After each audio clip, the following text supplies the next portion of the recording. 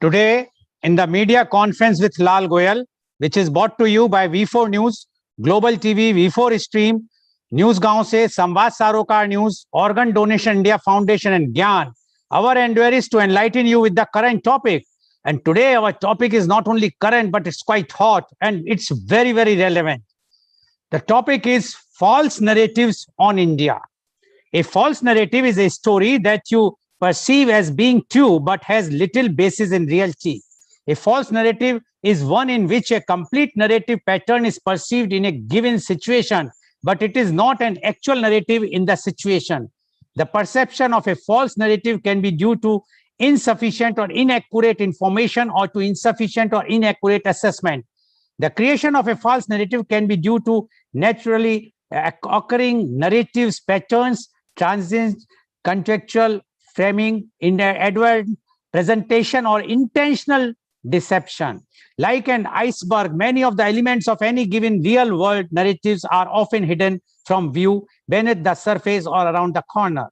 Because narratives are factual in nature, a portion of a larger narrative may appear to be complete in and of itself, but much as a corner cut from a hologram will still present a complete image, just not from all angles that are available in the whole. So while the pattern of a narrative may be present, it may not be driven by its own internal dynamics, but by those of a larger narrative of which it is a part.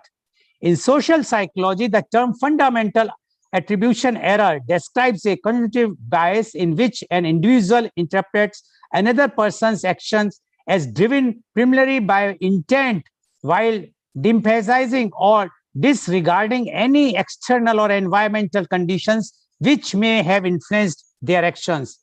The opposite bias is the actor-observer error in which an individual overemphasizes the impact of external factors on his or her own actions.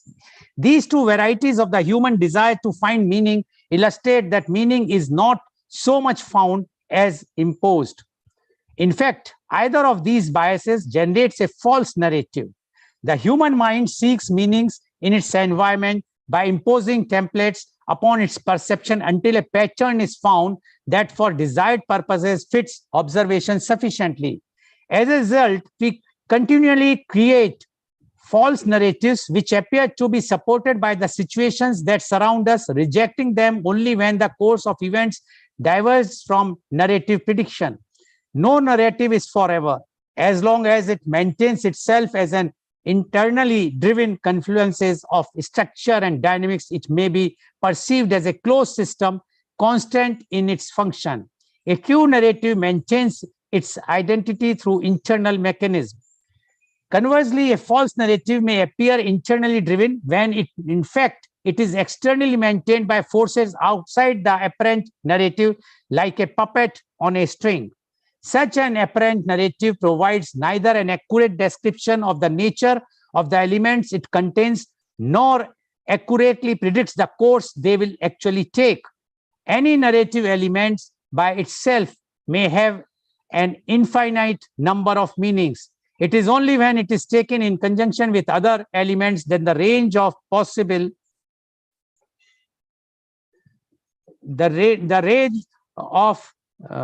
possible meanings for that elements becomes constrained. Eventually, sufficient interconnections. Hello. Yes, please. You are there, Dr. Bose. Yeah. You have to turn this thing. We are live. We are already on. Eventually, sufficient interactions among elements may be established to limit the potential meanings to the singular. If, however, the initial element is misinterpreted in meaning, then each succeeding element may be cast into another misinterpretation by the observer in the attempt to make it fit with the initial interpretation. Individuals who do not provide sufficient ongoing clarification may inadvertently present a false narrative. False narratives may be created with the intent to deceive by limiting the number of narratives elements provided so that the observer completes the bulk of the narrative themselves, thereby taking ownerships of the narrative by personalizing it. This can be accomplished by limiting the scope of information available and or the time in which to consider it. In this manner, the author establishes a constrained narrative space in which both content and context are controllable to a desired effect. As the philosopher David Hume defined truth, while it works, it is truth. When it fails to work, it is no longer truth.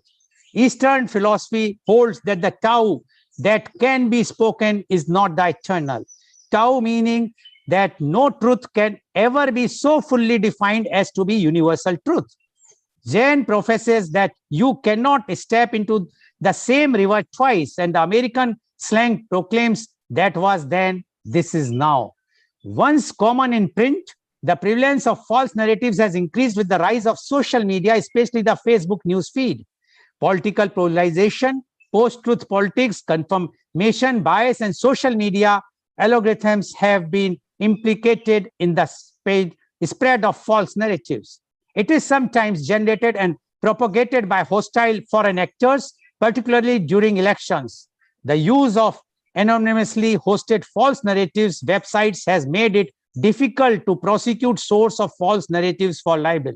False narratives includes satirical articles misinterpreted as genuine and articles that employ sensationalist or clickbait headlines that are not supported in the text. False narratives can reduce the impact of real news by competing with it. It also has the potential to undermine trust in serious media coverage. The Swedish agency VDAM, attached to the University of Gothenburg, that produces a democracy report every year, has once again downgraded India in its 2021 report. According to this institution, India was an electoral democracy in 2010, and it has now turned into an electoral autocracy. This report makes some sweeping accusations against India. It questions the integrity of the electoral system in the country. This institute now says India is an autocratic as Pakistan, even though it is an Islamic republic that constitutionally bars non-Muslims from holding the office of president and prime minister. Further, this report says India is worse than Bangladesh, which has Islam as the state religion. The most objectionable part of this report is the question it has raised about the integrity of elections in India, with a specific reference to the 2019 Lok Sabha elections. Every Indian who values the country's constitution and electoral history must condemn this conclusion because of the following reason. One, this institute presumes that India is run by one party. Two, that other parties do not matter. This is totally absurd, because as many as 44 political parties are in power in 31 states and union territories in the country, excluding the BJP. Parties like the Trinamool Congress TMC, the Telangana Rashtriya Samiti TRS, the Biju Janata Dal BJD, and YSR Congress in Andhra Pradesh won a majority of the seats in their states in that election in 2019. The TMC and the BJD won 22 Lok Sabha seats each, while the DMK picked up 23 and TRS got 9. Further, after our Honorable Prime Minister, Mr. Narendra Modi, became the Prime Minister in 2014, the Aam Aadmi Party AAP won 67 of 70 seats in Delhi Assembly. The Marxist won in Kerala. Mamata Banerjee's TMC registered a massive victory in West Bengal recently, and the Congress won the state assembly elections in Rajasthan and Chhattisgarh, to name just a few of the states that voted against the BJP. Therefore, when someone questions the integrity of our election systems, Indians must question the integrity of the institutions that are saying this.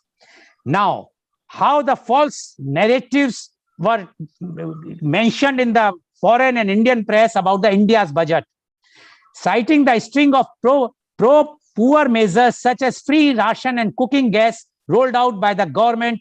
Finance Minister Ms. Nirmala Sitharaman lashed out at the opposition parties for creating a false narrative that the budget was pro-rich and the Modi administration only worked for cronies.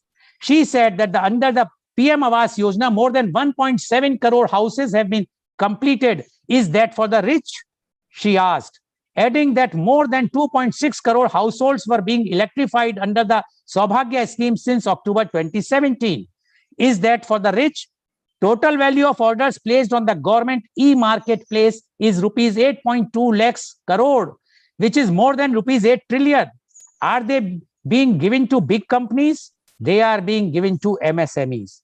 We have helped our small and medium companies to get a market. Is that for the rich and the big capitalists? She asked. The finance minister said loan sanctions under the Mudra Yojana totaled more than rupees 27,000 crore. Who takes loans under Mudra Yojana? Damads? She asked. Now, about the COVID reporting.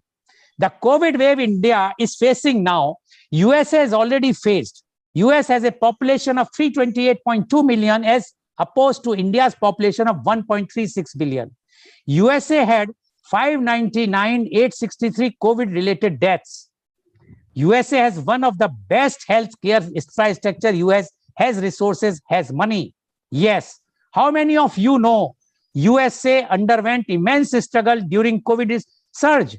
How many of you know there was acute shortages of medication, PPE kits, including face masks, even syringes and needles used in hospitals?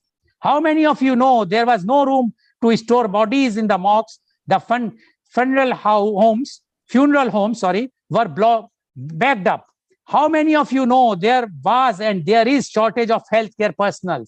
How many of you know how many people lost jobs? Most of you are clueless about it. Why? Because the media in the US was more responsible with the reporting than our media. Now, for this, our health minister has given a rebuttal to the medical journal Lancet. He said in a tweet, a fair rebuttal to the imbalanced editorial in the Lancet titled India COVID-19 Emergency, published on May 8th. While the COVID crisis did assume alarming proportions in India, it was indeed important to remain politically unbiased for a reputed journal. Now, the health minister also shared the professor's blog after Lancet criticizes Prime Minister Modi. Health Minister Harshvardhan shared a blog by a Tata Memorial Center professor after medical journal The Lancet criticized the PM Narendra Modi-led government for the COVID-19 crisis in India. The professor wrote, while the crisis is indeed alarming in India, the editorial is suitable for a politically motivated tabloid rather than a reputed academic journal. Now, India is the world's largest and most vibrant democracy. India is the most liberal and diverse society in the world. Therefore, the time has come for the citizens to become aware of their own constitutional strengths and treat these reports with the contempt that they deserve. And to discuss this very, very important point, because today the social media, forget the social media, I must say that most of the national media are day, night, right and left, hammering and giving the false narratives, and not only creating the problem for those who are working day and night, the health workers, the police people, the administration, but creating a fear psychosis in the mind of Indian citizens. Now, to discuss this very, very important topic, the false narratives of India, we have a very elite, those who are knows this topic, as well as those who are aware about the situation in India. The panelist, very knowledgeable panelist. I would like to invite my first guest. He is Dr. C.V. Anand Bose, IAS. Dr. C.V. Anand Bose, IAS is one-man expert commission on labor to prepare an action plan for the welfare and development of the workforce in the context of COVID-19. He is also the principal advisor, Government of India Heritage Project. He was former head of disaster management, Government of India, and Central Draft Relief Commissioner, Government of India. He was the Vice Chancellor of National Museum, University of Delhi. He has authored 40 books in English, Malayalam, and Hindi, including novels, short stories, and essays. 4 of his books have become bestsellers. 4 books on Vastu and architecture, and 1 book on housing received prestigious the Sharjah International Book Fair Award. Dr. Bose is an housing expert, innovator, writer, orator, and visionary. The path-breaking institutions set up by him, such as Nimriti Kendra, Building Center, District Tourism Council, and Habitat Alliance, have been replicated at the state, national, and global level. He was the head of the prestigious Supreme Court Committee on the Treasures of Sri Padma Baswami Temple. Dr. Bose addressed United Nations General Assembly and specialized sessions 5 times on various international issues.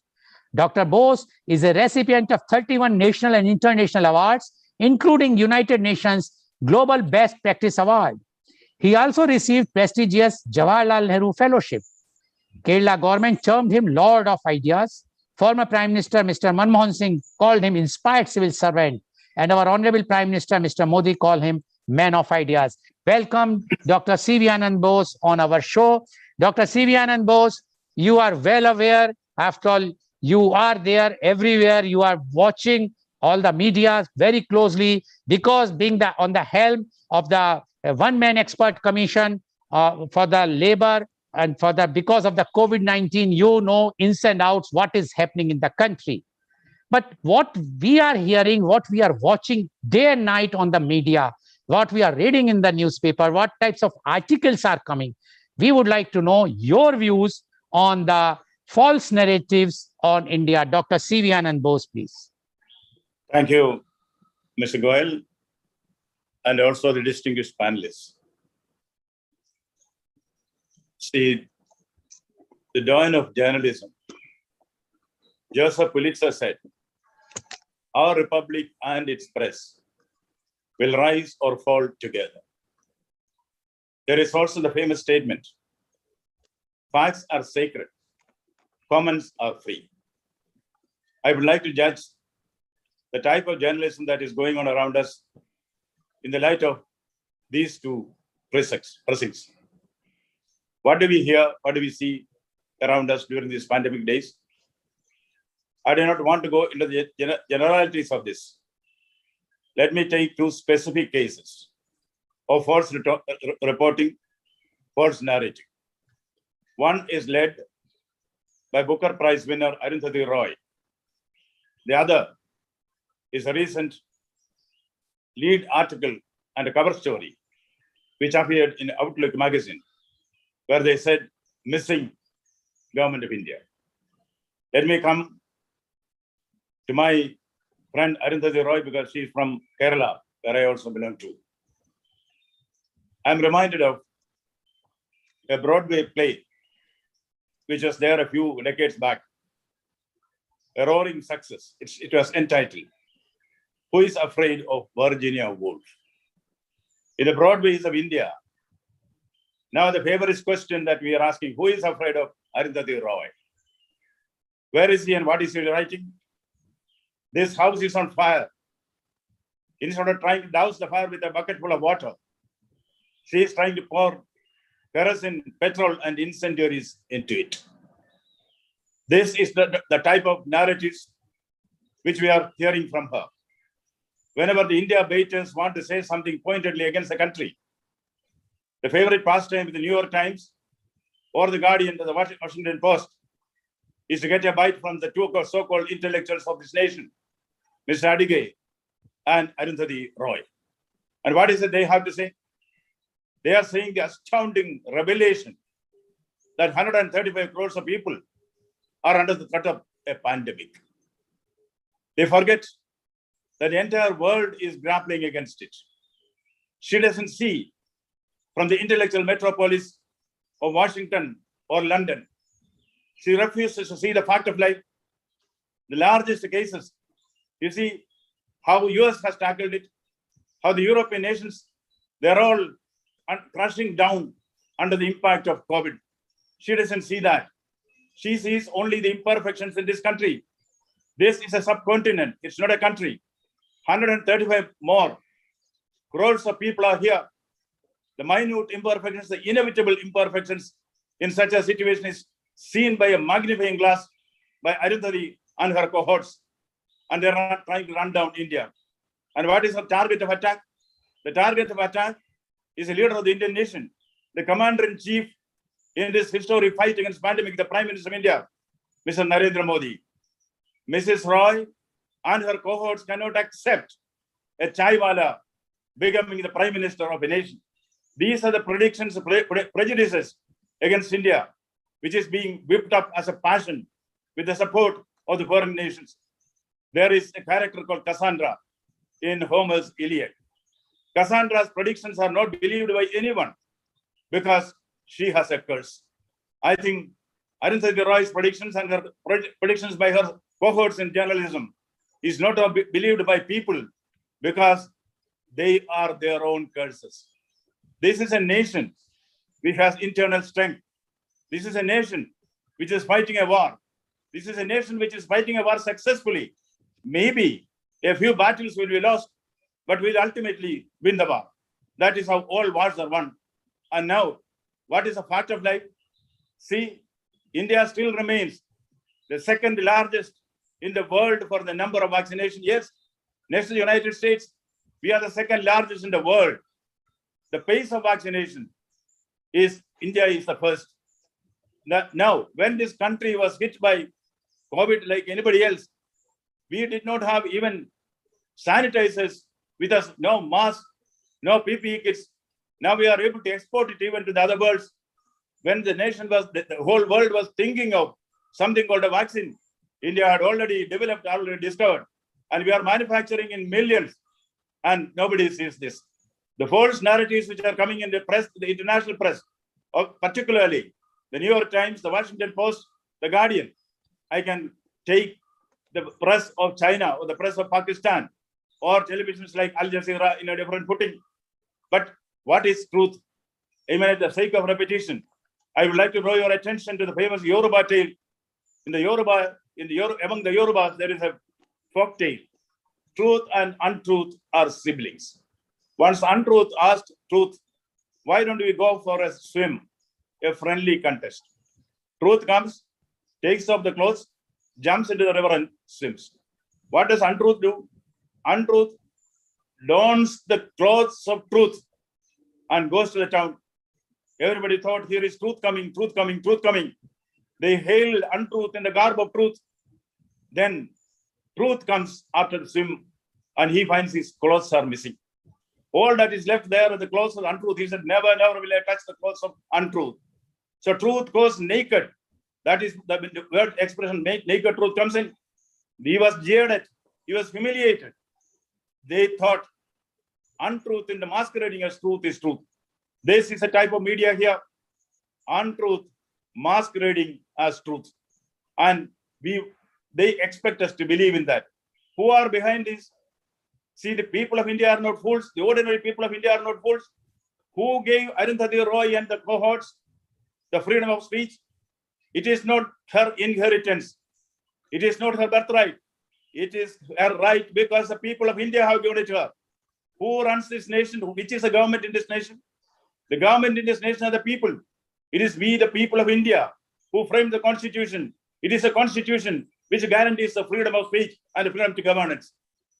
If the guy who said government of India is missing, where did he look for the government? He looked for the government in the secretariat. No. Government during a pandemic is in the field. Who is gone for the ordinary person? For the ordinary person, the nurse who treats him, the doctor who cures him, the health workers who attend on him. That is government. During a pandemic, government is a policeman who is there on the street, maintaining not only law and order, but also pacifying people. Government is a soldier who flies to the other countries to bring oxygen when oxygen scarcity was there.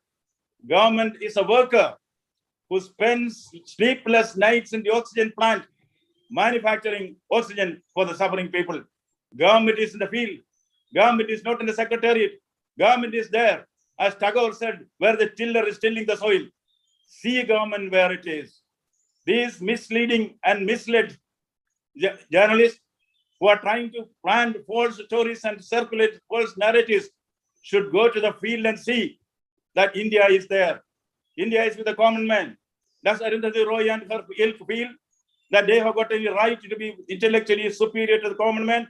She and every journalist is only just one individual among 135 crores of citizens in this country. Nobody has given them the right to arrogate themselves the pedestals of intellectual glory. And now we all are glad that Booker Prize is given to Adige, Booker Prize is given to Arundhati Roy. But that is not the only criteria for intellectual superiority. Look at Amartya Sen. Amartya Sen was a carping critic of the Prime Minister of India, Sri Narendra Modi. What did he say in the COVID days? He was complimenting India and its Prime Minister for the proactive steps we have taken. Ask Bill Gates. Bill Gates wrote a letter of deep appreciation to India and its Prime Minister for the exemplary works which they have done. They are also intellectuals, Mrs. Roy, Mr. Adige, and also people like Ramachandra Guha, those who are attacking this nation from behind. Please listen to what Romain Rolland has said. Romain Rolland has said that this is a country which had a birthplace for every dream. Ever since the day people started dreaming, and if you are living in the intellectual metropolises of London and the West and America, don't forget, Arnold Toynbee said that the future of the world will be the future of India. Indian values should govern the world. And you go to the US, take Mark Twain. Mark Twain said that it's a cradle of civilization, grandmother of history. Eulogy is placed upon this country. Sitting in this country, on the soil of this country, which has guaranteed freedom of speech. If you are using the freedom of speech against your own motherland, you are attacking your own mother. And one more question, armchair journalist, one more question. Where were you? You are in the habit of breaking news. You are in the habit of giving tomorrow news today. Which news did you give? Did you project how COVID surge will come in the second time? Did you ever say when it will come, how it will go? You are the predictors. You predict news, isn't it? Tomorrow's news today. Was there any specific suggestion from the carping critics of India? Therefore, you journalists who are turning out against your country in an hour of crisis, you are critical, super critical, you are hypocritical. This nation is ripe enough to realize you. We will fight, we will win. As Martin Luther King said, we shall overcome. Yes, this is a statement of an ordinary retired citizen. This echoes the feelings of the 135 ordinary citizens of this country. We are together. We know the enemy is there. We are much stronger than the enemy. We will defeat the enemy. But this kind of traitors who betray their country, Judas who betrayed Jesus Christ for 30 sovereigns. How many sovereigns do you get? You misguided journalists, tell us. Otherwise, we will find it out. Let us stop this fight against the pandemic. You will be exposed. India has the inner strength. India will survive. Certainly, you will have to pay the price in democratic India. No doubt about it. Chanda, unja rahe hamara, satyameva jayade, vande mataram. Thank you very much, Mr. Dr. C.V. Anand Bose, for giving such a strong rebuttal to what one of the author, I will not name her, has written about the country. And especially why? See, you cannot question at this time when there is it's a very, very common thing when there is a war and it's like a war, everyone has to be together. Why they are not?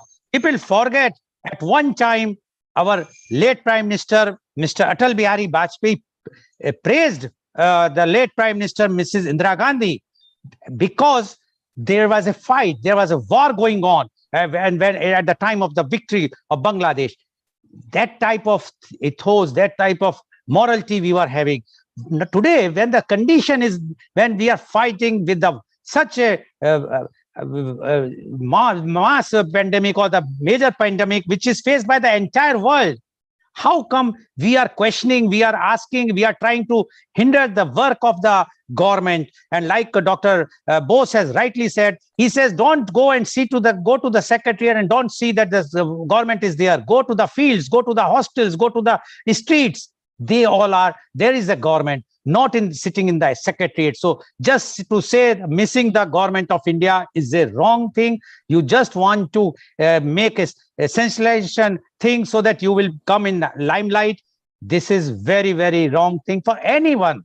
Whosoever, he's a writer or she's a writer, they must understand whenever there is a committee, whenever there is a problem to the country, everyone has to be one. Where you might be having different religion, caste, creed, political alliance, but when there is we are all facing, everyone is facing, all families are facing this. COVID is not seeing which religion you are, which age you are, which political alliance you are. When we all are one, why we are fighting. Thank you very much for giving such a strong views, Dr. Sivian Bose. Definitely, I'm sure our viewers now got the thing. Instead of, and similarly, I will just add one more thing. What we are seeing on the social media, any news whichsoever coming, we are just passing it off. Please verify the news. Please check the news. Without checking the news, we are sending those news, which is very, very disturbing. Thank you very much, Dr. Sivian Bose, for giving your opening remarks. Now, I would like to go to my next guest, and he is Shri Madhabhushi Madan Gopal IAS. Mr. Gopal is the former Additional Chief Secretary of Government of Karnataka. He has a master's degree in commerce and postgraduate diploma in journalism. He was selected in the Indian Administrative Services IAS in 1984 and placed in Karnataka cadre. During his more than 3 decades of service in Karnataka, he has served the state and government of India in many departments, including health and family welfare, higher education, food and civil supplies, forest, environment and ecology, water resources, mines, and geology. He also served as executive director for World Bank funded Jala Samavardhane Yojana, integrated tank development project, commissioner for public instructions, Bangalore, registrar, Central University of Hyderabad. He has attended various workshops and seminars at national and international level as a resource person on community mobilization, non-formal education, health, rural development, empowerment, and other related issues. He is also a visiting professor for International Institute on Chronic Hypoxia La Paz, Bolivia. He is life member of IIPA, New Delhi, ASCI, Hyderabad, Bangalore International Center, and Sri Ramanna Maharshi Center for Learning, Bangalore. He has published many books and presented papers at national and international forums. He has visited several or more than 60 countries to attend seminars and workshops, and also as part of the study teams on various development and educational issues. His hobbies include mountain, traveling, reading, and photography. Welcome, Mr. Gopal, on our show. Mr. Gopal, you have heard what Dr. C.V. Anand Bose has spoken. He has mentioned everything you have heard. I need not to repeat. Now, definitely, we would like to know from you your views on the false narratives on India. Shri Madan Gopal, please. Thank you. I would like to say, begin my introduction, that false narrative, don't put it in a time frame of 1 year, 5 years, 6 years. I'll take you a little bit backwards. I want to give a larger picture of a false narrative. Because we used to play a game in our childhood. It is called a telephone. 10 to 15 children, we sit in a circle. One person has to utter a 3 or a 4 word sentence into a person sitting next to him, his ear. He has to pass on to next, pass on to next, pass on to next, pass on to next. By the time he comes to the person who uttered the original sentence, total change. There is not a word, not a letter matches. This is what I call a false narrative. What exactly happening is that now, I'll give it a historical perspective. It's not that it happened today, tomorrow. If you see the historical perspective of over decades, unfortunately, post-independent India didn't try to correct it for their own political, whatever ideological, whatever the limitations which they imposed on themselves. I'll try to the why exactly the false narrative is creating a story within a story within a story. And where is a falsehood, where is the truth, it becomes a blur. This is the whole idea of a falsehood, of false narratives. When it comes to what happened exactly of centuries, whether it is a social, whether it is a cultural, whether it is economic, whether it is educational, whether it is governmental, whether it is administrative, every arena, this false narrative has entered in the Indian psyche.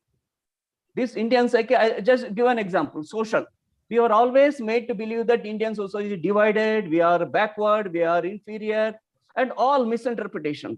Come to the cultural, which is all the negative. We don't have a culture at all. We don't have religion at all. We don't have a values at all. We don't have anything. This type of and then it's a vacuum.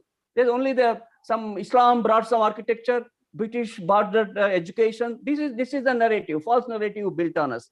Educational field, we have forgotten how Professor Dharampal come out with his beautiful tree, the book, how he narrated what was educational system. prior to British coming into India, prior to 1957. It is a phenomenal work. Everyone has to read what exactly the education system in India. Similarly, economic structure. If you read the R.C. Datta's Economic History of India, and also the many research papers published by Indian Law Institute, Delhi, will come across the very deep, very scientific, very well preserved systems in India, whether it is Pancharaj system or a self-sustained economy, administrative and governmental. We have our own Karnataka famous place called Anubhava Mantapa, where the Prime Minister has mentioned is in Basokalan area, where the people of different faith, different ideas, different thinking, they brought together and have to debate. This is the culture of India. So over a period of centuries, we are made to believe this is a fundamental thing which we have to recognize and realize. Now, over a period of time, maybe process is there. I'm saying that always the process of putting a right narrative, correct narrative is on. But now it has become the entire Indian mind as trying to see what exactly the consequence of a false narrative. The false narrative is now that false narrative being questioned now. When the false narrative is challenged now, and we say that once again, when the myth was created that India was always dependent on agriculture economy, it's not true. A study done in 1835, which is a published the journals, it says that only 30% of Indian population are dependent on agriculture. We had an international trade. We had a very built, robust industry. We had a very robust exchange system. All these things, because aimed that we are made to believe that India is always a loser. We are always inferior. This is the psyche which was built into India, and for their own economic, what their political reasons. Now, over a period of time, people slowly, particularly youth and the youngsters, they are beginning to realize that this false narrative. Why India? Now we are discovering where is in field of astronomy. You take a field, any field, astronomy, mathematics, literature, sculpture, any field of arena. I'm not saying that India is every great thing has happened in India, but what is great in India is not recognized by anywhere. This is what we have to make a fundamental difference now. Over a period of time, the false narrative, this is now COVID, whether it is COVID situation, the economic situation, this is deliberate. It is when the established order of a false narrative is challenged by a correct narratives, the entire system, entire ecosystem of the false narratives, so-called left liberal intellectuals, so-called, they claim themselves as self-styled historians. They claim those who depend on the borrowed and bankrupt imported ideologies. They are shaken now. Their power structures are shaken. They become jobless. They become unemployed. Now those who are depending on the narrating or continuing perpetuating the false narrative, they stand exposed. Precisely now, because of that, the false narrative, those are making a false narrative, making noise. Whether it is Arundhati Rai, whether it is Ramchandra Guha, we can have intellectual debate, because it's not that making a point for any political angle. I am talking from a civilizational point of view. From a civilizational point of view, what is India? We have to see go to a small village in Punjab, go to the swamp village in Rajasthan, go to a small remote village in Himachal, go to a remote village in Kerala, remote village in Andhra Pradesh, remote village in Karnataka. In the length and breadth of the country, certain belief systems. That is India. That is Bharat. If you realize that now, those who are in the perpetual, I don't want to put it in a present context as COVID, I can talk a lot. Because I was health secretary for 4 years, I know what exactly happened. No country in the world could have faced this type of situation. Now, in the lowest cumulative fatality rate in the world, largest vaccination with all the limitations. I'm not saying everything has gone well. Yes, certain things, mistakes have taken place, because something unprecedented, uncertain pandemic comes, the mistakes will take place. So, but that thing we have to keep it in mind. There are some people who want to see only dark. They don't want to see a bright, sparkling sunlight, dazzling sunlight. No, if you close your eyes and say that everything is dark, you can't blame the sunlight. Just to conclude, I say that medium in the once upon a time, many years ago, decades ago, by Robert McLuhan said that medium is the message. Now it has become a new word that medium is ideology. Medium is ideology, because the ideological slant of the presenters, anchors, the TV channels, newspapers is becoming more and more clear to the people of India. People of India no longer fools. We are capable of understanding. We understood now. When we understood the entire depth and the context of a false narrative from historical and philosophical point of view, nothing stops India. This is where I can say the confidence is building up now. Every false narratives will continue. But thing is that in the old and 10 years ago, nobody questioned these false narratives. Now, even every village, every town, every small university, college, people are asking, questioning the false narratives. This is where I think it is a victory for reversing the false narratives, going on the right track. I am sure India will capable of countering and defeating these forces who want to see India always backward, who want to see always in the subservient position. Now India is risen. Now, whether internationally, whether nationally, yes, I'm not defying, I'm not saying that everything is fine. There are some, definitely. A country of 138 crore population, some complex issues there, some problems will be there, but we in India, united together, we will face the challenge successfully. I am sure the days of false narratives are over. They are already burying themselves. They are already dug up their own graves. Now we need not, we have to, only thing we have to be almost alert and conscious of what's happening around and be prepared to counter false narrative at every level, whether it is a media, whether it is a governmental, whether it is a policy making, whether it is economic field, every field, false narratives are to be challenged, questioned, and defeated. With these words, again, thank those giving me this opportunity to share my thoughts. Thank you very much, Mr. Madan Gopal, for giving your views, and again in a very, very forthright way. And what I will just highlight one or two things. One thing is, Mr. Gopal mentioned that he was the health secretary for 4 years. He knows the health system, how it works. He says such type of pandemic, no other government can face how the government of India has faced. But there might be some lacunas, which is usually happened, which our earlier panelist, Dr. Bose, has also mentioned, that when you are fighting a war, there might be some fronts you are going to lose, but ultimately the war is going to be win. Here also, few places, lacunas, because it was something unprecedented. Nobody was knowing, nobody was having a previous experience of such type of pandemic, not in India, everywhere in the world. And we have seen in other countries that are more fatality and more devastating. But still, what Mr. Madan Gopal says, he says, now the country has woken up. They are rebutting. They have understood the false narratives. They understood which anchor or which media channel is giving such types of views. So they are coming up, and the day is not far when everybody will know who is giving the false narratives. So one need not to be worried about it, but country is one, and we have to see to it that we should be united for all the fronts. We should not do something which destroy our country. Thank you very much, Mr. Madan Gopal, for giving your views. Now I would like to invite my next guest, and he is Mr. PKD Nambiar. Mr. Nambiar is a marketing strategist and political analyst.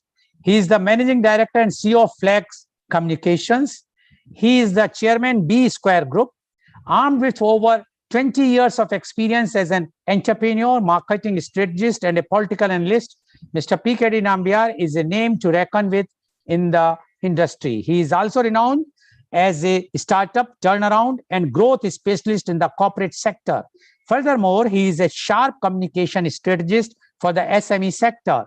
He has addressed various prominent political debates, forums, colleges, and corporate across the country. He shares his valuable opinions on political, social, and business issues and has appeared on numerous news channels, including NDTV 24/7, CNN, News 18, NewsX, Times Now, CNBC, India News, India Ahead, etc. Some of his well-known programs include New Age Leadership, The Brand You Too Can Be an Entrepreneur. His expertise lies in strategic planning and brand building. He excels the whole gamut of marketing and 360-degree advertising functional parameters. With the vision to deliver excellence in every chosen undertaking, Mr. Nambiar is hands-on in all aspects of advertising, planning, management of ATL, BTL, and online advertising. Being the professional marketing strategist, he works with the marketing team members to assure the accurately execution of high-quality marketing strategies within the defined time frame. He is a powerful political strategist committed to delivering sincere political conversation in the major news channel debates and discussions, as well as taking a defined lead in making Indian youth aware of relevant political affairs. Being a motivational speaker, he believes that Indian youth has got the immense potential to transform the downfall scenario of our country into a noticeable one by making great endeavors that will play a crucial role in the growth of the nation in every aspect. When India calls itself a young nation, youth in India should not be left unexplored. His consistent effort in bringing the fruitful voices of youth is implementing a change as well as helping to fill this void, contributing meaningfully in the future of our nation. Welcome, Mr. PKD Nambiar, on our show. I would just like to add one thing about Mr. Nambiar. Yesterday, I was watching one channel, and he was there. And one of the panelists from opposition party from the Kerala, from the ruling party of the Kerala, I must say, was bashing the interfering or saying whatsoever the words, but he used a word for the one of the lady spokesperson of Congress, that she is a frustrated spokesperson, but which was a very, very personal comment. And Mr. Nambiar, being not affiliated to Congress, took an objection on this, and he said you used very harsh words even to that person from the ruling party of Kerala. He said, whatsoever discussion you do, it should be a very civilized one. You cannot degrade or do anybody, and especially for ladies, whether you are on in the TV channel or anywhere. So that type of quality a person, if he's having, and if we have such type of persons on our TV shows and nationally, then this type of false narration, because persons use these types of words when they want to cement their false narrations and they want to present it as a truth, gospel truth. They feel that this is the truth, and that's why they use such type of words to humiliate others. So I must welcome Mr. PKD Nambiar. And Mr. PKD Nambiar, you have heard our earlier panelist, Dr. C.V. Anand Bose, as well as Mr. Madan Gopal. Both have mentioned with very clearly, very strongly, that India is facing pandemic, no doubt about it. But the way India is facing and the way media is projecting about us is very, very different. And this time, even few of our own country persons are writing, giving such type of false narratives in international as well as national press, which is not acceptable at all. Now, we would like to know your views on false narratives on India. Mr. PKD Nambiar, please. Please unmute, Mr. Nambiar. Thank you so much, Mr. Goel, for having me again on your show. And it is indeed a privilege to be with Dr. Bose again. And of course, the one whom I really admire for his, he's a great orator. And of course, forget about all the other skills. He really charge up everybody whenever I've been fortunate to hear him many times. Good to connect with you, sir, Mr. Madan. So this topic, what you have chosen today, is such a timely one, Mr. Goel, and I must congratulate you for taking this up. Maybe I'm a person who's in the thick and thin of this media bash, which we take place every day in the evenings. And I see that there is a conspiracy. I would not call it like it is nothing to do with the COVID. It is nothing to do with one or two or three actions. It is a continuous effort to tarnish the image of the country. It has got a complete strategical move, one after another, and it is nothing to do with only the media. It is a comprehensive 360-degree strategy to tarnish the very image of India and to tarnish the right-wing politics in this country. So this has nothing to do with only India. It is a global strategy. So if you really look at the narration one by one, remember that in the 2015, I believe, the award Wapasi gang. So it is not about just the media person or the journalist. It is a section of so-called literate or the intellectual, जिसको हम बुद्धिजीवी कहते हैं, them. They all wanted one fine day, there is no democracy, this country is failing and this country is over and this country is becoming a Hindu Rashtra. This country will not have any minorities, will never be able to live in this country. Every Muslim will have to go to Pakistan, so on and so forth, and did it. There is another part of it. If a person would die because of hunger in Kerala, that will not become a news. If a person who died because of hunger in Telangana, that is not a news. But if a cow dies in UP in a remote village, it is one of the largest news. There are, if it is a 23 crore people populated, one of the largest state in this country, UP, if there is one rape take place, every crime is a crime. But that will be not only a national news, an international news. All the people, all the so-called liberal media will be there to cover it up for weeks and weeks and weeks to say that there is a major law and order problem. Whereas if there is a COVID patient in the ambulance is raped and killed in one of the most progressive state in this country, it is not even a 30-second news in this country. So the narration is to tarnish the very image of this country is happening not from today, from so long, but it has taken a different momentum altogether in the ever since Mr. Modi came into power. So earlier they wanted to have an image for UP or even a Gujarat wherein everything was wrong. That was the way it was projected. Even to the current prime minister was even denied a visa to go to the United States. So it is all a part of a larger conspiracy, which includes the so-called celebrities from the Bollywood, the so-called the Buddhijeevis, the so-called award Wapasi gang, and some of this Khan market gang, which we call in Delhi, that so-called intellectuals and the political pimps or the brokers comes together to tarnish the very image. Now look at the way it is being done. Now, for an example, I was just participating on a show. I don't want to 2 days continuously. One of the topmost journalists in this country. She was all around going in the UP, the Ganges, wherein hundreds of dead bodies were floating. This is the whole story. So if you really look at, just imagine there were 15 bodies she could identify on the first day. I asked her, in 2015, when Akhilesh Yadav was the chief minister, more than 150 odd dead bodies were floating in Ganga. And there is a history to it. I also told that there is a reason, there is an economic reason, there is a governance issue, there is also a religious reason why in Ganga ji ke andar pehli baar nahi hua hai ki that dead bodies were. The large number of Hindu society till today even believe that Jal Pravah is one of the way of cremation, wherein if a person dies, they might, and you are from Mathura, Mr. Goel, you would be knowing it, there is a large number of people put their bodies as a Jal Pravah.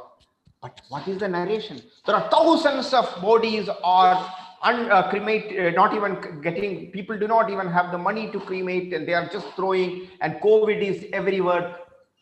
The government of India is saying if it is 2.5 lakh people have died, there is a narration of in the media saying that more than 1 million people have died. What is that what we wanted to project? Everything happens in this country is wrong.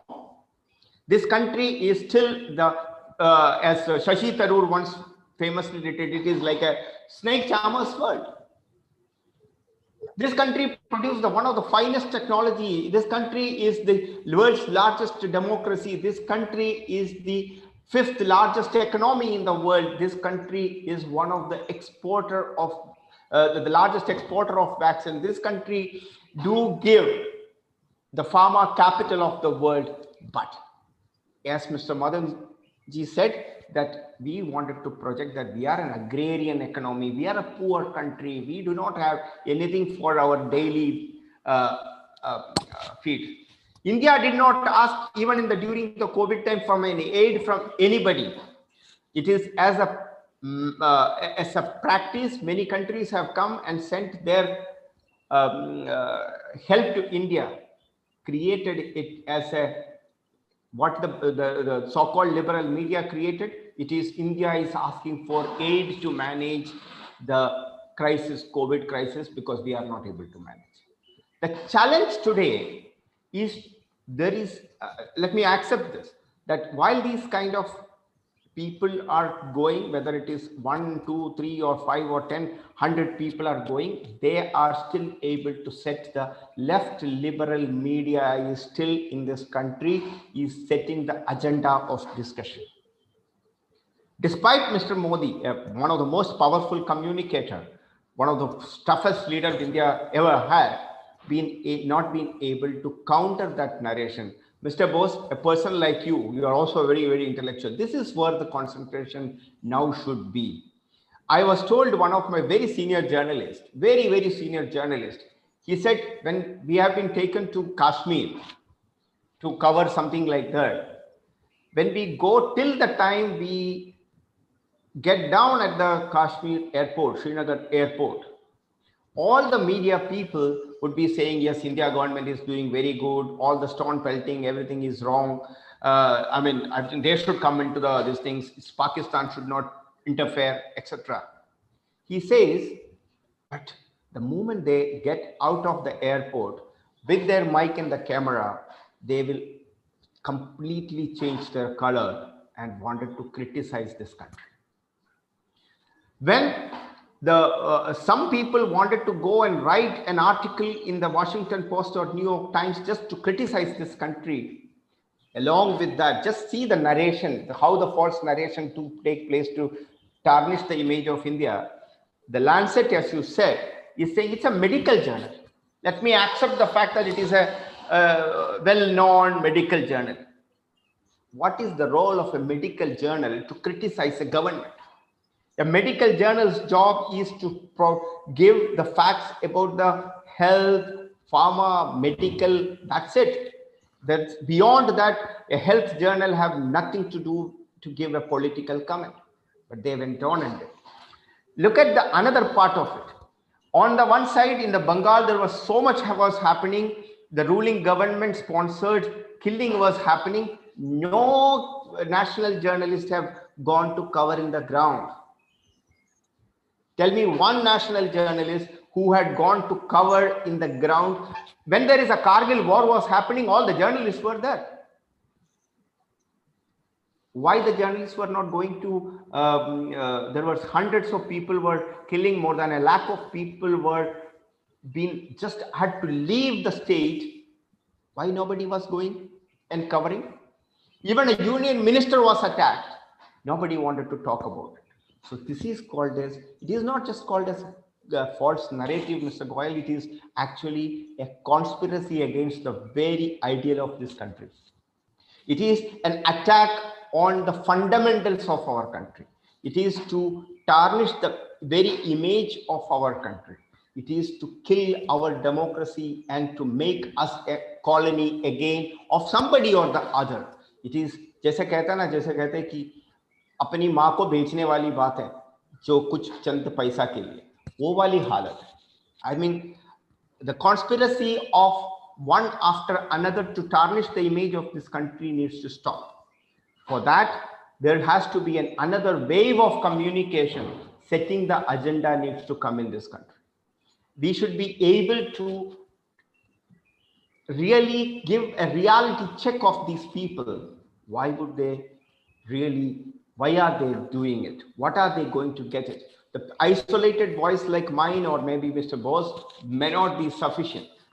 What we need in this nation today is to tell the truth to the world, set the agenda of discussion, bring the positivity, not only for instill the positivity in amongst every Indian, and to say that we are a positive country and we are a world leader, and these false narrations, these conspiracy will not function anymore at any time. I think that is what we are really required to. But if you really look at it from the action, It is not about a one Arundhati Roy or a Barkha Dutt or a Rajit Sardesai. There is a large section of people who cannot even hear the word. I mean, I wanted to tell you one thing, Mr. Bose, that few days ago I was having in a debate with N. Ram of the Hindu. On the national television at 9 p.m., he is saying, I hate Hindutva.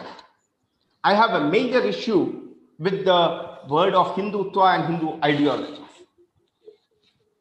Look at the power. A person who owns a newspaper, jiska naam Hindu hai, the Hindu hai, and that guy is blatantly or saying that I hate Hindutva. I am against the Hindutva. I am against the right-wing politics.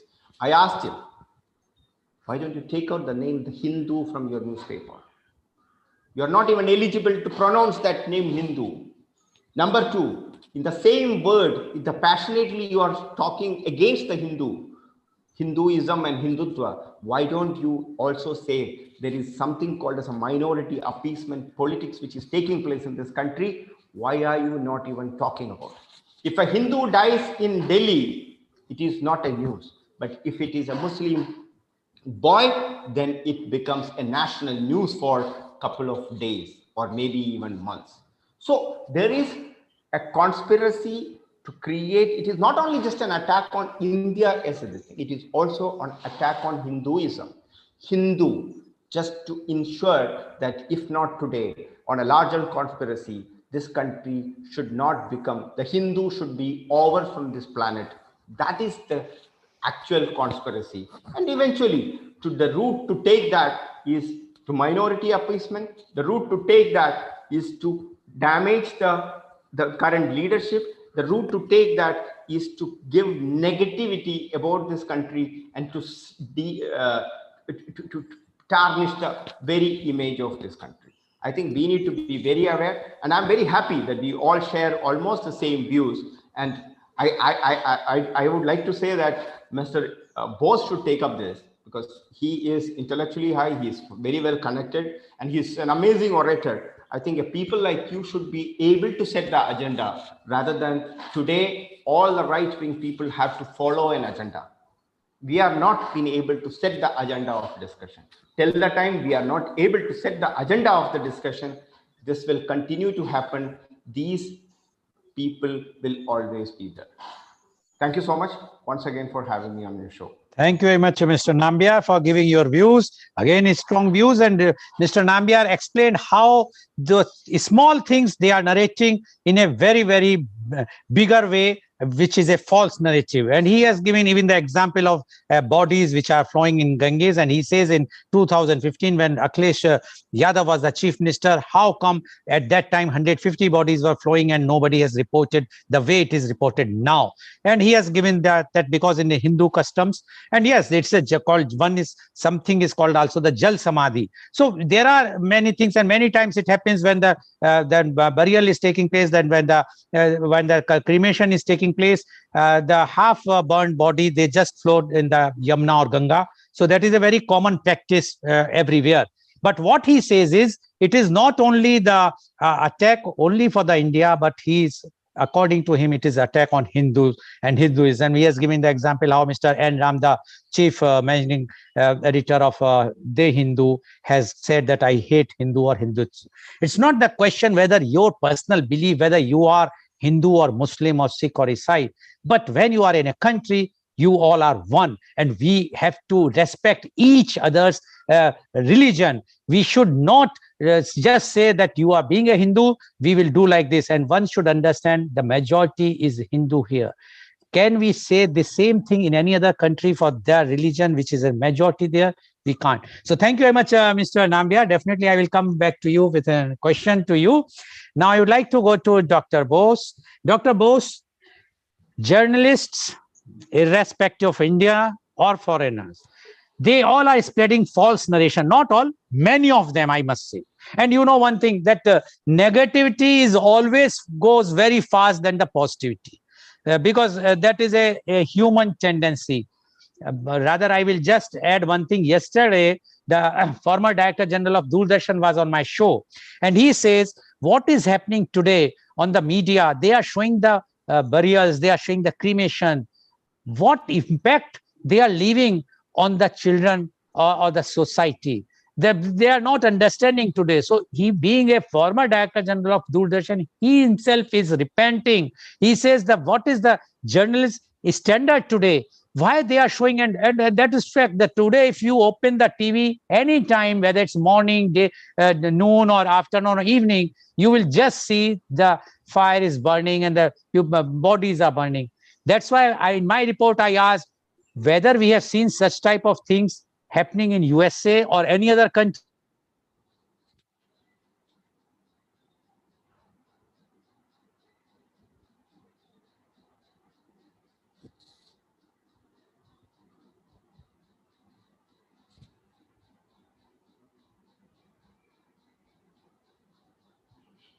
Mr. Goel, we can't hear you.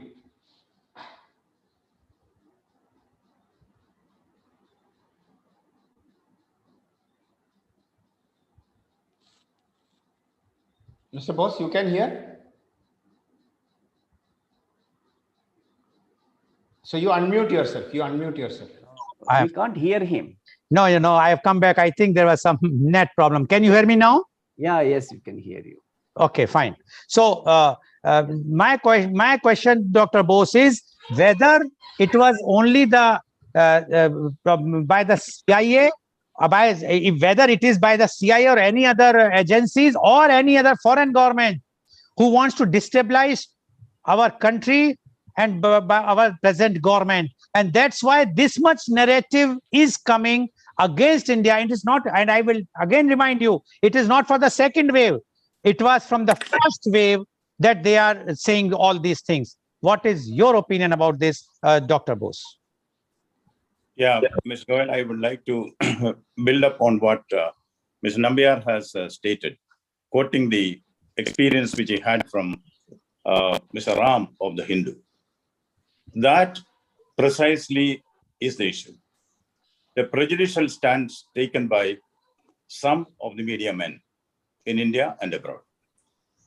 I'm reminded of an old nursery rhyme, which is, I don't like you, Dr. Fell. The reason why I cannot tell. This alone I know full well. I don't like you, Dr. Fell. I think that sums up the attitude of the media, which was disseminated by Ram through his arrogant words. Now, what is truth? When we say false narrative, it means there is a proper narrative somewhere else. And Mr. Nambiar also stressed the need for a reality check, yes. When we do a reality check in reporting, so there is this young man who went and approached Socrates. He said, how is Athens? Socrates does not answer straight. His method is catechism. He asked a counter question. He asked the young man, where are you from? I am from Crete. How is Crete? Beautiful place. You can trust everybody.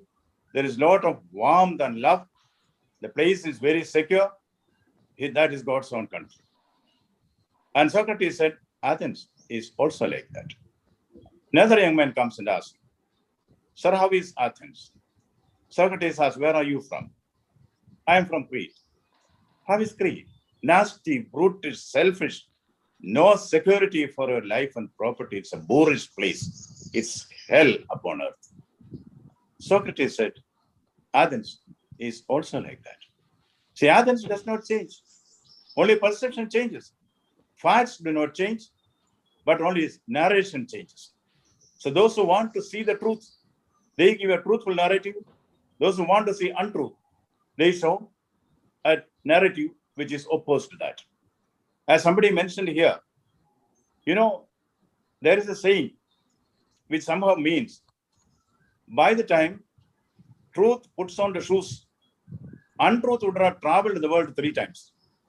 Yes, the negative, the untrue, that travels faster than truth. That is what we are seeing here. And I mean, when we come to the, as Madan Gopal said, let's not confine to the COVID false narratives alone. He narrated a history of false reporting, false narratives. Now it dates back even to that. It dates back even to that, when people were spreading false narratives about India in the prior to the independence and even after that. BBC. See, BBC has claims that they have got credibility. They have lost credibility when it comes to reporting on India. That will come to later. BBC once gave a news. Spaghetti is grown on trees. They showed many spaghetti trees, full of spaghetti. And they said, why, how it is cultivated, why is it is kept a secret? Because they didn't want others to know. That is why the spaghetti trees were not grown. Now, BBC has an arrangement with the spaghetti estate. And they also said, there are 2,500 spaghetti saplings available. First come, first served. They got around 2.5 million requests for the spaghetti tree. The next day, they came and explained why that convincing false narrative. They said, did you forget? Yesterday was April 1st. Then, it is always said about the media, how they report. The Pope landed in Paris. So many questions were put to him. One mischievous journalist asked him, Holy Father, what do you say about nightclubs of Paris? And the Holy Father asked, are there nightclubs in Paris? The next day, the banner headline was, the first question the Pope asked while landing in France was, are there nightclubs in Paris? That is the false narrative which we have been used to. Now there is something called the Jupiter effect. The Jupiter effect, the Jupiter effect is something which happens when two of the planets come together on the straight line. I think it is Jupiter and Venus or so. Then, technically, you will levitate. You lose your, the center of gravity changes. You can fly in the air. You can levitate. And it is in their scientific program, they said tomorrow at between 10:30 and 32, this Jupiter effect will happen. Please be careful. You will levitate. Hundreds of people levitated. And one guy even sued BBC for saying that, since you did not inform me sufficiently about the after effect of this, my head hits the ceiling. You have to give compensation. Then the scientist said, I was only pulling a fast one. There is something called Jupiter effect, but that has not taken place. So the media can always, and during the days of Ferdinand Marcus, his cousin, he said, men of the Stone Age have been identified in the forest there. So many people came there. He made a lot of money. And when somebody went to interview the so-called Stone Age men, they were wearing jeans and top. And he said, I came that you are wearing leaves. That is how you were shown on the TV. He said, this particular gentleman, there is a cousin of Ferdinand. He had given us money and made us tell the media that we are still belong to the Stone Age. So this media hype and false narratives are there. Once it is innocent, we can understand.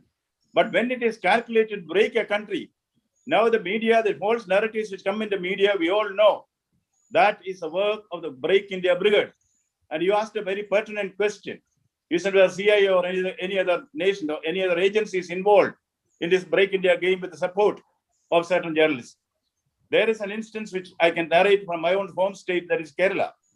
In 1957, the first Marxist ministry headed by E.M.S. Namboodiripad came into power. The first Marxist ministry which came through parliamentary election anywhere in the world.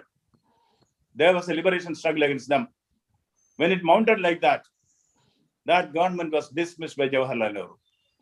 Now, after years, Daniel Patrick Moynihan, who later came to India as a US ambassador, he has written in his book, The Dangerous Place, that money was given to political parties and media men in Kerala by the CIA.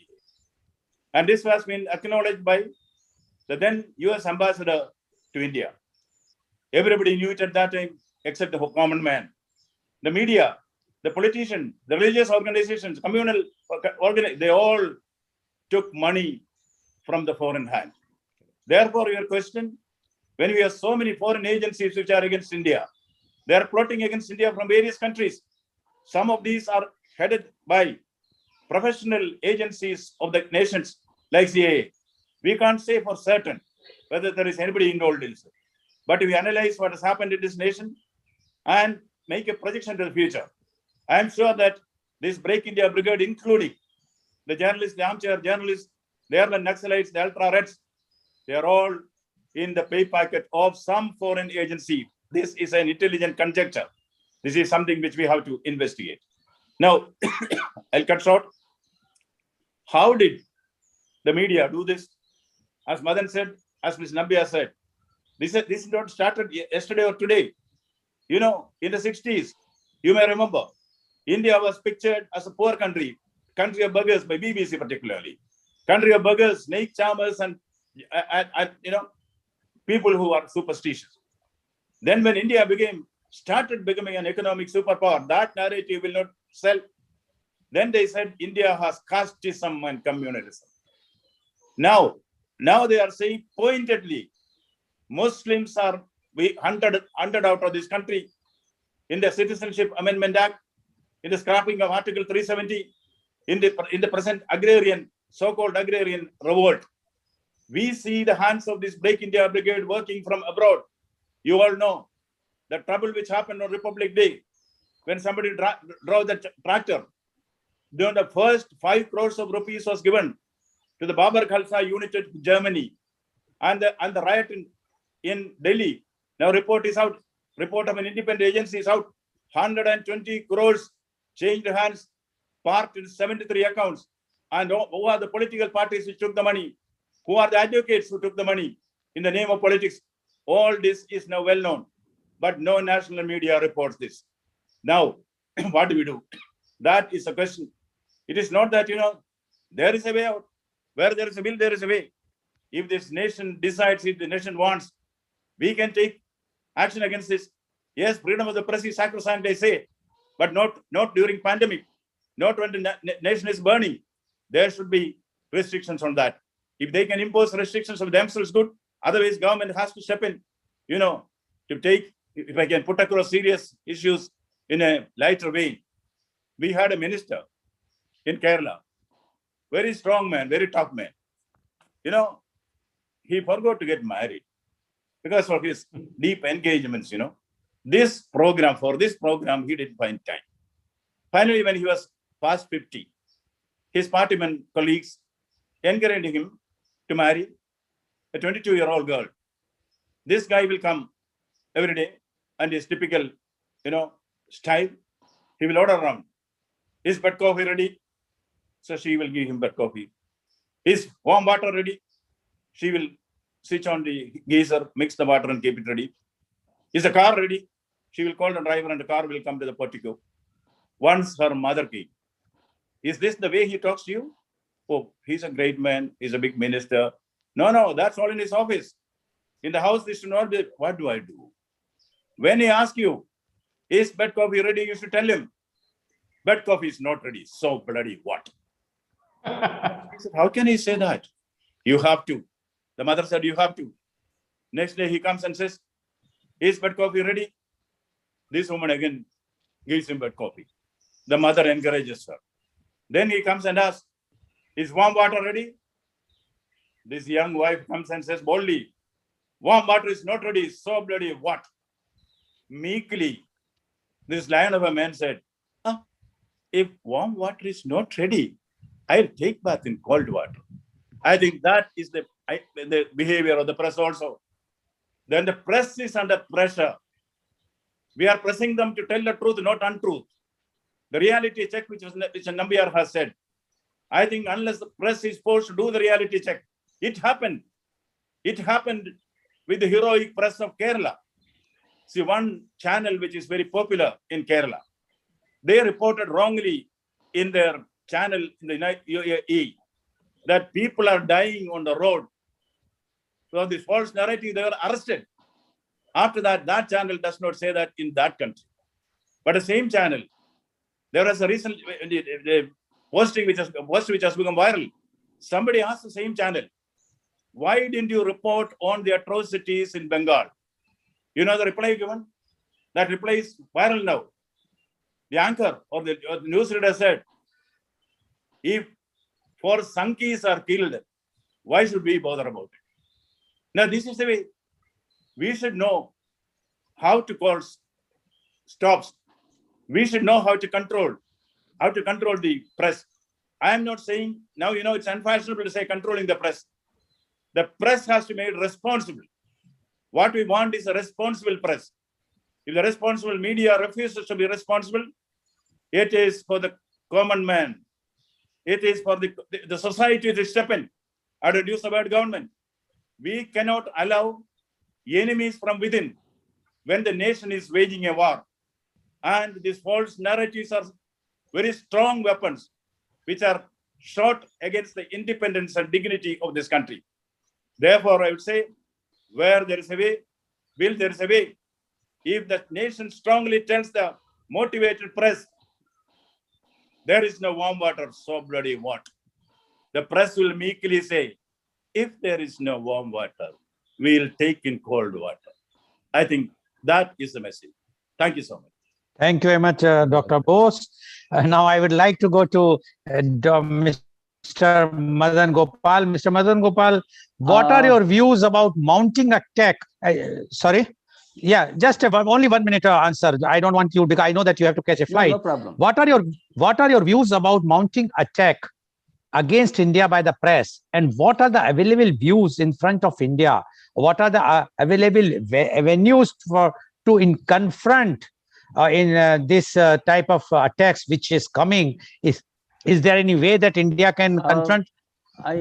What I could see that I put it in my presentation of the larger picture, that you have to recognize that larger picture. Number one, once you recognize the larger picture, the processes will unravel themselves. The processes will become a reality. So here, when you are questioning that, some few voices here and there, I'll talk about the COVID, because as a whatever limited experience I have, no pandemic in the world had disappeared in a 1 year time. You study the history of pandemics and epidemiological evidence, wherever it is, no pandemic disappeared in 1 year. Why people are making so much noise? We have to prepare. Ultimately, we should responsible behavior. Safe. I don't use the word social distancing. I use safe distancing and the proper vaccination policy. These things will unwrap slowly. That they will unroll. But the thing is that if the 100 voices, one fortunate thing which you have to see, that these false narratives were the prevailing culture in India. Now that prevailing culture is being reversed. Real culture is coming out now. Obviously, those who are they lost their livelihoods by spreading the falsehoods, whether it is a positions in any committees in government of India, or educational institutions, or the whatever the post retirement benefits which some of these my own colleagues enjoy, now they are stopped. Because of that, if there are 10 voices, we should reply with 100 voices. Exactly, that is, if you could see that some on the farm laws, such a lies, such a falsehoods are spread on the farm laws. Same political party which preached that what is the limitations of existing farm law, they take an opposite view. This has to be exposed. I am sure that there are 10 voices which are still trying to. I'm saying that these false, whatever the narratives, those are perpetuators of the narratives are on deathbed. I can say this is there. When we call it as a Sandhi Pralap in Sanskrit. Sandhi Pralap means those who are in the delirium, about to die, he talks something rubbish. I am saying this is a false narratives are in the Sandhi Pralapam. They are on the deathbed now. They are about to be buried. They are about to go for their funerals. Therefore, they are now uttering all types of rubbish. The 10 such voices are now countered by 100 voices. This process will continue. It's not something which ends today. The false narratives, those who are dethroned from their positions of power, will continue to say what they want to say surreptitiously. Use this international mechanisms. Use some press channel. Meet some NGO. Meet so-called social interest groups. This has to be now the change. They change the colors, the chameleons. The changing colors have to be recognized by us, counter that strongly. I am sure we are capable of countering that. Okay, thank you very much. Now my question goes to Mr. Nambiar. Only 1 minute, please. One answer, rather. Any suggestion you want to give to the government to see to it that they should counter this thing which is taking place, this false narrative on India? Any suggestion which you want to give? I believe that the governments have no role in it, or even if there is, it has to be minimal. I believe that the civil society and within whether it is in the media, bureaucracy, or in the opposition, a large number of people who believes in this country, in this nation, and the value system of this country needs to come together and to understand these people are not a journalist or opposition parties, or for that matter, any other group, but they are anti-national elements who are working on an agenda to defame this country. I'll just give you, I know that you have 30 seconds more for me. I'll tell you what, look at the incidents one by one. The anti-CAA protest, 1 year, it's over. Farm bill protest, even if the people wanted to go for a protest against the Article 370 that has been done, you have never even heard of, there are some kind of course, one of the senior most officer from the Karnataka is here. In the Karnataka, there is any kind of a labor problem. Even in an apple factory was having labor issues, suddenly erupting, and all these things have got one color in common. Just look at very in a micro level, the color of all these flags is red. That is very, very alarming for this country. All the intellectuals, all the people who love this country needs to wake up, shout, scream, and say that I love this country more than anything. And all those who are working against the interest of this country needs to be actually exposed completely. Okay. Sorry, out of time now. Thank you very much. But what our viewers, I would just like to say one thing only. Whenever there is a false narratives, please be cautious. You know what are the facts today. You know, you can very well search on Google. You can very well see what is happening. Don't go on the false narratives. If you will start closing your ears or not watching those types of false narratives, definitely those who are creating the false narratives will get a good slap on their face. Thank you very much for all of you. And because today's program, which has been live telecasted by V4 News, Global TV, V4 Stream, News Gaon se Samvad Sarokar News, it was also shown on Facebook and YouTube Live. And our endeavor is to bring to you every day a new topic. But now for last 4 or 5 days, we have started a evening program in Hindi that is called Kal Aaj Aur Kal Lal Goel Ke Sang. And today's our chief guest is Shri K. Abhay Chandra Jain, former Minister, Government of Karnataka. Please tune in today at 4:30 p.m. For Kal Aaj Aur Kal Lal Goel Ke Sang. Thank you very much, Dr. C.V. Anand Bose. Thank you very much, Mr. Madan Gopal. Thank you very much, Mr. P.K.D. Nambiar. And thank you all the viewers for watching our show. Thank you very much.